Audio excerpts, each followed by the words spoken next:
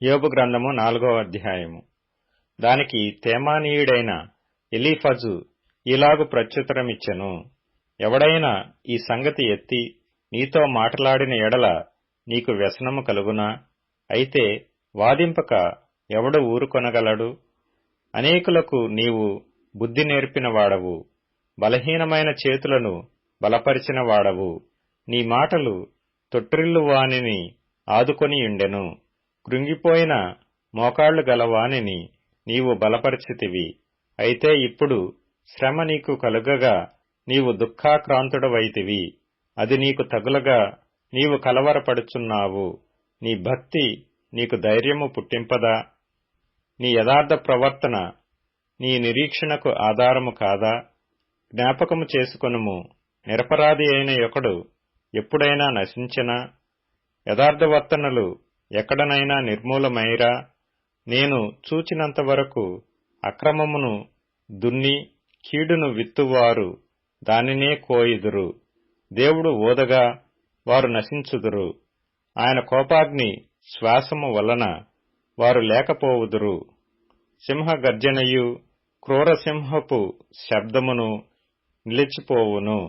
కొదమసింహముల కోరలును విరిగిపోవును. ఎరలేనందున ఆడుసింహము నశించును.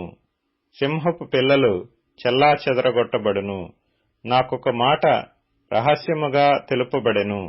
నా చెవిలో ఒకడు గుసగుసలాడినట్టుగా అది నాకు వినబడెను. గాఢనిద్ర మనుషులకు వచ్చు సమయమున రాత్రి కలల వలన పుట్టు తలంపులలో అది కలిగెను. భయమును వణకును నాకు కలిగెను. అందువలన నా ఎముకలన్నీయూ కదిలెను.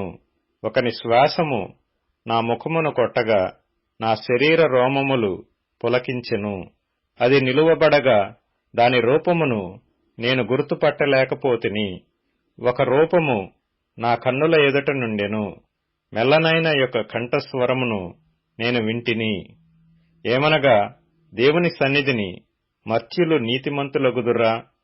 తమ్ము సృజించిన వాని సన్నిధిని నరులు పవిత్రులగుదురా? ఆయన తన సేవకులను నమ్ముటలేదు. తన దూతలయందు లోపములు కనుగొనుచున్నాడు. జిగటమంటి ఇండ్లలో నివసించు వారి యందు, మంటిలో పుట్టిన వారి యందు చిమ్మట చితికిపోవునట్లు చితికిపోవు వారి యందు మరి ఎన్ని కనుగొనును? ఉదయము మొదలుకొని సాయంత్రము వరకు ఉండి వారు బద్దలైపోవుదురు. ఎన్నికలేని వారై సదాకాలము నాశనమైయుందురు. వారి డేరా త్రాడు తెగవేయబడును. వారు బుద్ధి కలుగకయే మృతి నొందుదురు. అలాగుననే జరుగుచున్నది కదా.